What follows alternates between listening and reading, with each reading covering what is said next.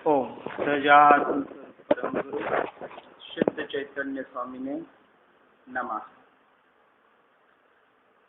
वैराग्य की वर्षा में भीग कर या भीगने के लिए आगे बढ़ते हुए कहते हैं, इस संसार में विषयांध जीवों ने कौतूहल पूर्वक भोग कर छोड़े हुए पदार्थों की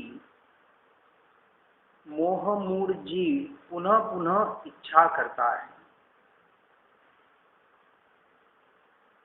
जो मोह माया में आसक्त जीव, इसको मूढ़ कहा है, मूर्ख कहा है, महामूर्ख भी कहते हैं। कि विषयों में जो अंधा हुआ जीव इस संसार में, यानी पांच इंद्रियों के 23 विषय और मन के जो विकल्प, इनकी जो धाराएं बह रही है, उन कर्म धारा में जो बहता है वह जीव कैसा है? विषयांध है और वह मूढ़ है, मूर्ख है, पुनः पुनः उन विषयों को भोगने की इच्छा कर रहा है। तो उन परवस्तु रूप भोगादि में इतना तीव्र रागी हुआ है कि उनको तू बारंबार आश्चर्ययुक्त और महत्वपूर्ण दृष्टि से देख रहा है कि मानो इस क्षण में, यानी इस क्षण से पूर्व उन भोगादि पदार्थों को तूने पहले कभी देखा ही नहीं और न उनका अनुभव किया है। कोई अच्छी स्वादिष्ट वस्तु खाने को, देखने को, सुनने को, भोगने को मिल जाए, वासना, वासना का अर्थ क्या? सिर्फ काम भोग नहीं, 5 इंद्रियों के विषय और उन विषयों के प्रति आसक्ति। लोग कहते हैं हम उणोदर तप करते हैं। क्या करते हैं? क्या करते हैं उणोदर तप में? बस इतना ही काम करते हैं और कहते हैं हम धर्म कर लिया। वो दिखता नहीं है ना, दिखता नहीं क्या? उणोदर तप भूख से कम खाएंगे तो अपने को पता पड़ेगा। अरे बता के करते हैं। हाँ, ये बता के वृत्ति संक्षेप क्या अर्थ? अनशन, उणोदरी, वृष्टि संक्षेप, रस त्याग, 4 तप आहार संबंधित है। हमने उनको इतने से तप को बना दिया, हम बड़ा तप करते हैं, रोज करते हैं। मैंने सुबह भी कहा कि 12 तप एक साथ होते हैं, क्रमशः है और एक साथ होते हैं। हाँ, कितने पेट है? हाँ? बस एक ही है। हम कहते 6 पेट है। हाँ, ये तो भूख पता पड़ता है कि ये पेट, भूख लगती और खाना डाला तो भर जाता है, तो तृप्ति हो गई। फिर वापस मांगेंगे? नहीं मांगेंगे। वैसे ही 5 इंद्रियों की अपनी भूख है, मन की अपनी भूख है, तो 6 पेट हुए ना। 6 के पेट भरते कि नहीं रोज? 5 इंद्रियों की। हाँ, अच्छा सुनने को चाहिए, अच्छा देखने को चाहिए, अपनी तारीफ हो जाए तो खुश हो जाते हैं और कोई बुराई कर दे तो, गाली दे दे तो। सारे भूखों को, सारे 5 इंद्रियों और मन के सबकी विषयों को, वासनाओं को कम करना, इसका नाम उणोदर। हाँ, उल्टे नहीं कर रहे हैं, भले सीधे कर रहे हैं, पर इतना सा करके इतना बता रहे हैं। अब वृत्ति संक्षेप 10 आइटम है, 2 आइटम का त्याग कर दिया, बोलते हमने वृत्ति संक्षेप किया, बराबर ना? जिसे कम से कम मतलब लगे। अरे शब्द समझो ना, वृत्ति, ये जो वृत्तियां बाहर जा रही है उनको संक्षिप्त करके अंदर लाना, इसका नाम वृत्ति संक्षेप। इससे खाने का क्या लेना देना। हमने मतलब अपने आप को तपस्वी कहलाने के लिए कि हम धर्म करते हैं और फिर बोलते तपस्वी की अमर रहे तपस्या। अमर रहे। अमर कौन है? तपस्या करनी है, लेकिन तपस्या सही अर्थ से, सही भावों से, उसके आशय को समझकर। अरे 12 तप संवर और निर्जरा का कारण बताया, तपसा निर्जरा च। कौन सा तप? खाना छोड़ दिया और निर्जरा हो गई।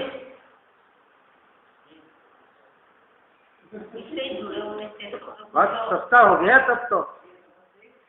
रस त्याग आइमिल। फिर आइमिल में गरम चाहिए, नमक कम हो तो, पापड़ कच्चा आ जाए तो। वो समझता अरे रस 9 प्रकार के रस बताएं, 9 रसों का त्याग। और वो 9 रस हमने हमारे चैतन्य प्रकाश में वो 9 रसों को निश्चय के दृष्टि से बताने का प्रयास किया है। क्योंकि दृष्टि देखो, व्यवहार और निश्चय हम दोनों की बात करते हैं साथ में, लेकिन हमने एकांत में भी और एकांत में भी इतना सस्ता बना दिया।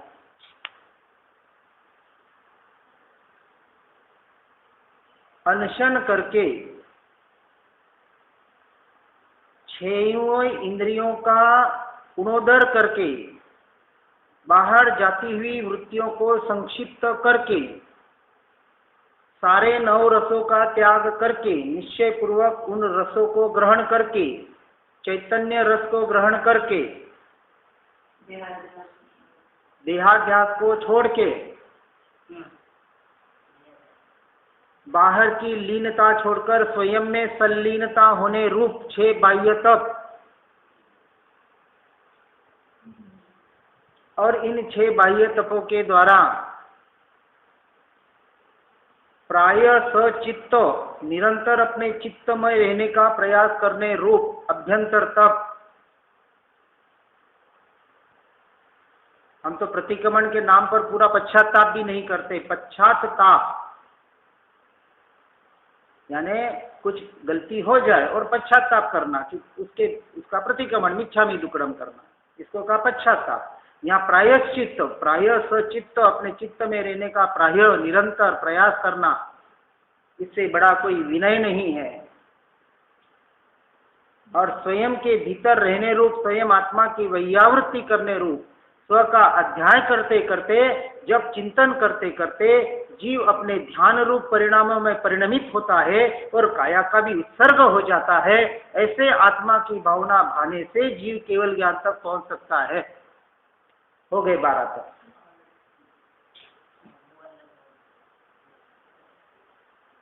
तो 6 बाहर से छूट के 6 अभ्यंतर यानी अंतर में एक रूपता, आत्मा की स्थिरता, जिसे सम्यक चारित्र कहा। अब जीव बाहर कुछ कुछ करके अपने आप को धर्मी बना रहा है, अच्छी बात है, कोई गलत नहीं कह रहे हैं भाई। शुरुआत तो छोटे से ही होगी, लेकिन हमने अंत भी उसी को मान रखा है। शुरुआत को ही अंत मान लिया तो अंत तक कब पहुंचेंगे। यहां से निकले, दिल्ली जाना है और जयपुर पहुंच गए और जयपुर को ही दिल्ली मान लिया, तो दिल्ली तो कभी पहुंच ही नहीं पाएंगे।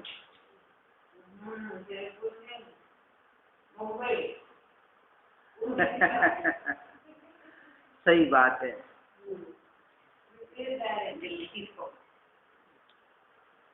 अरे दिल्ली छोड़े, यहाँ से मंदसौर भी जाएंगे तो दिल्ली कभी पहुंच नहीं पाएंगे, दोनों उल्टी दिशा में। चलो मंदसौर से, रतलाम से फिर भी एक बार दिल्ली पहुंच सकते हैं, पर मुंबई से तो नहीं पहुंच सकते।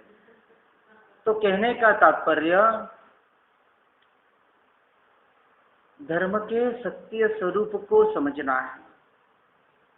यानी भोगों के नाम पर विषयों में तो भटक ही रहे हैं, उस कर्मधारा में तो बह ही रहा है जीव, लेकिन धर्म के नाम पर भी अपने आप को ठग रहा है। क्योंकि सत्य स्वरूप तक पहुंचता नहीं है। कोई पहुंचाने का प्रयास करे तो उसको स्वीकार नहीं कर पाता है। इसलिए कहा कि हे जीव, तू उन परवस्तु रूप भोगादि में इतना तीव्र रागी हुआ है और उसे महत्वपूर्ण दृष्टि से देख रहा है कि मानो इस क्षण से पूर्व कभी इस जीव को मैंने भोगा ही न हो और न अनुभव किया है। परंतु भाई, वे भोगादि पदार्थ तूने अनंत बार भोगे हैं। अरे तू अकेले ने ही नहीं, परंतु अनंत जीवों ने तेरे ही वर्तमान अभिलाषी भोगादि पदार्थ भोगे हैं और छोड़े हैं। इंद्रादि सुखों का सुख और सातवें नरक का दुख अब है नहीं, हमें नहीं पता, परंतु मानना पड़ेगा।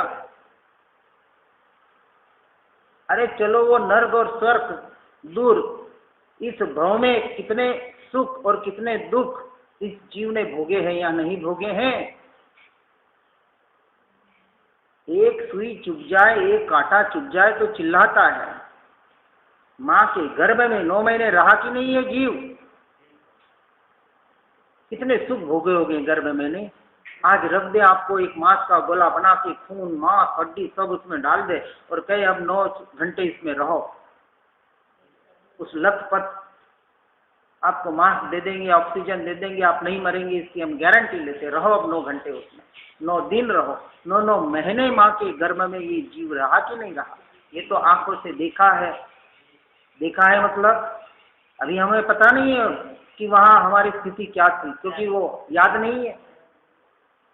जब गर्भ से बाहर आया जीव, अनंत वेदना इस जीव ने शरीर के द्वारा, अभी माँ को तो याद है वो वेदना, परंतु उस बच्चे को याद नहीं है, स्मृति में नहीं है। परंतु दुख हुआ था या नहीं हुआ था। अरे इस भव के ही दुख याद कर लो, नरक की बात नहीं करें।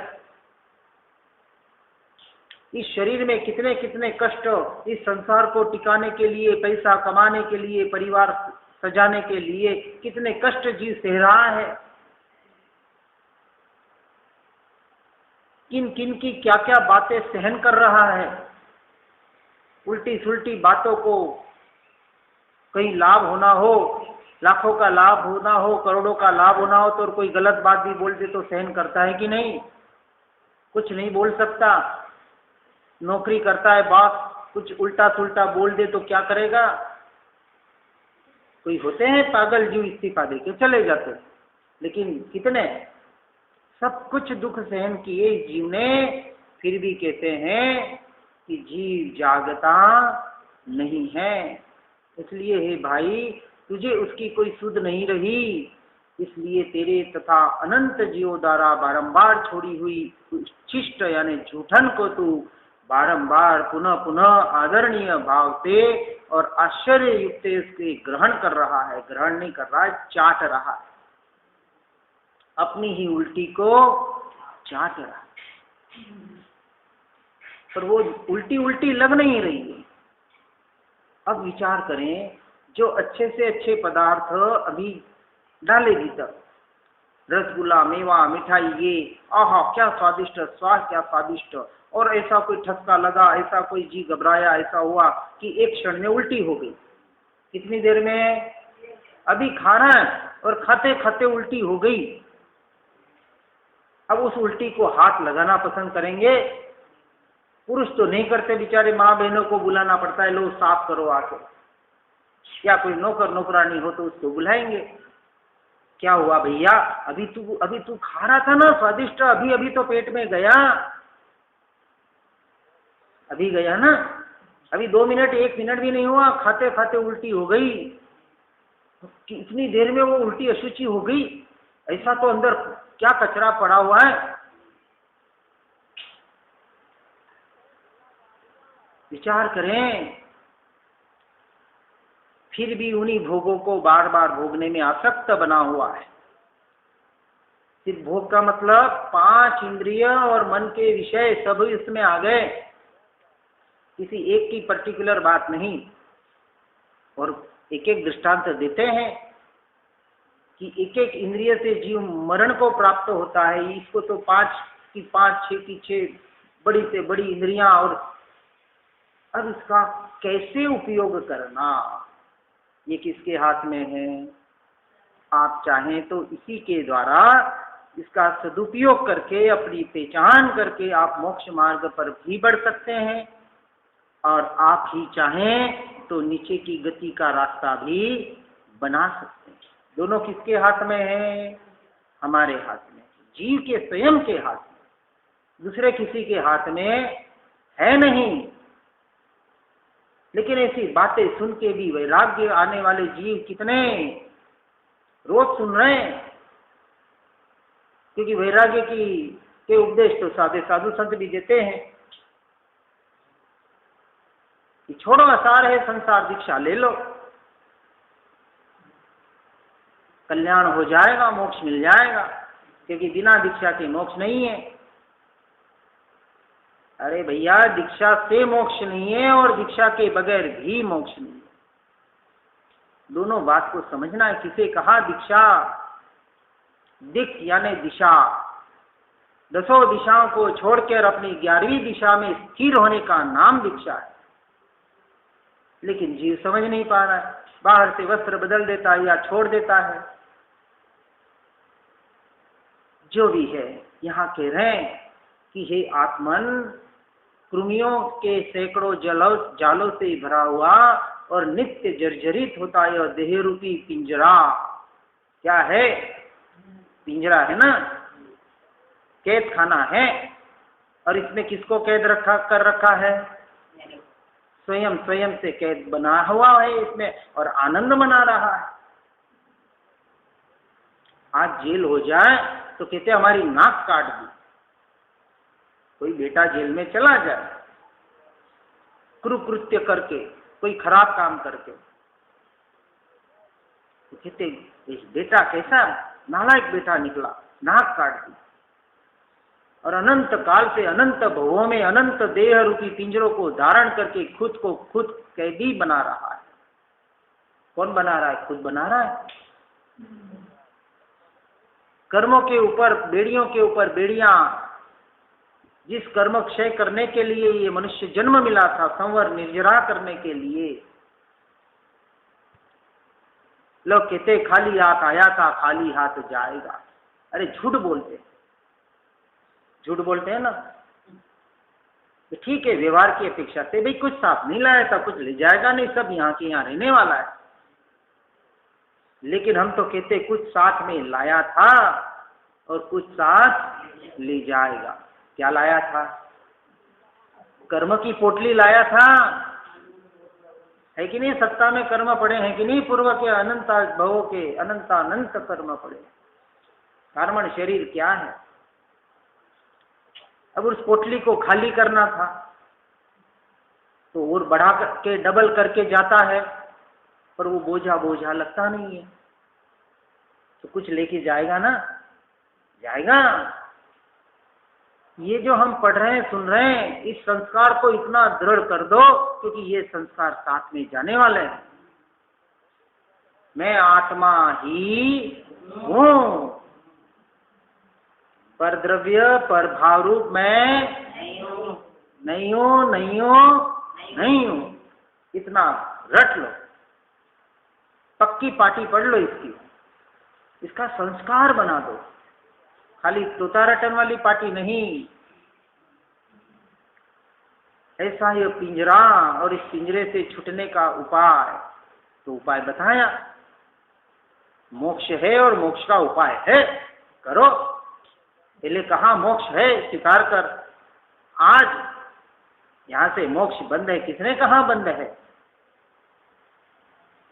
दरवाजे तो कभी बंद होते ही नहीं है मोक्ष के, एनी टाइम खुले रहते हैं।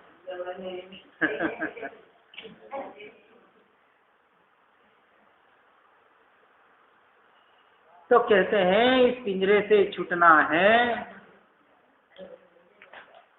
इसलिए इसके नष्ट होने से तुम भय मत करो।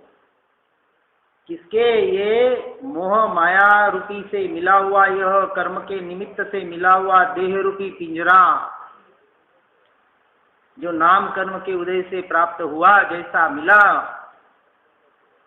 अरे कहते जैसा मिला वैसा है, लेकिन शरीर तो मेरा है ना, काला है, गोरा है, टिंगना है, पतला है, लेकिन मुझे संभालना तो पड़ेगा ना, और नहीं संभालूंगा तो फिर धर्म कैसे होगा? तो शरीर को तो टिकाना पड़ेगा। टिकाने में लगा है, धर्म के नाम पर भी टिकाएं जरूर, लेकिन इसके नष्ट होने का भय मत करो, क्योंकि इसका स्वभाव है पुद्गल पूर्ण गलन। जो वस्तु उत्पन्न हुई है नियम से नष्ट होगी, यह शाश्वत सिद्धांत है, नियम है प्रकृति का। और इस शरीर से मुझे क्या लेना देना?